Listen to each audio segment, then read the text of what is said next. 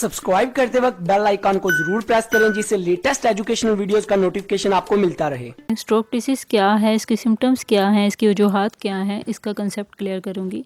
Stroke disease को उर्दू ज़ुबान में फालिज की बीमारी कहा जाता है। ये बहुत ही हाईली रिस्की है और डेडलिस्ट भी हो सकती है। इसकी अलामात में ऑक्सीजन की कमी की वजह से ब्रेन सेल्स की अचानक डेथ हो जाना है, खून के बहाव में रुकावट होना या दिमाग की शरेयान फट जाना, अचानक बोलने में कमी होना, कमज़ोरी या जिस्म के एक साइड फालिज हो जाना है। फालिज एक ऐसी मेडिकल कंडीशन है जिसमें ब्रेन में खून के बहाव में रुकावट की वजह से सेल की डेथ हो जाती है। इसकी दो टाइप्स हैं, एस्कैमिक जो कि खून के बहाव की कमी की वजह से है और हेमोरेजिक जो खून बहने की वजह से है। इन दोनों की वजह से हमारे ब्रेन के पार्ट्स काम करना बंद कर देते हैं। हाई ब्लड प्रेशर भी फालिज की एक अहम वजह है।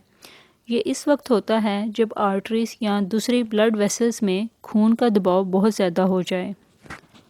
फालिज की डायग्नोसिस के लिए आम तौर पर जिस्मानी टेस्ट करके और स्कैन के दौरान दिमाग की तस्वीर की स्टडी की जाती है और इससे हमें पता चलता है कि बेसिकली प्रॉब्लम क्या है।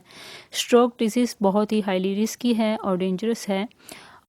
आई होप सो आपको स्ट्रोक डिसीज़ का कंसेप्ट क्लियर हो गया होगा। For more informative and latest video kindly subscribe my channel.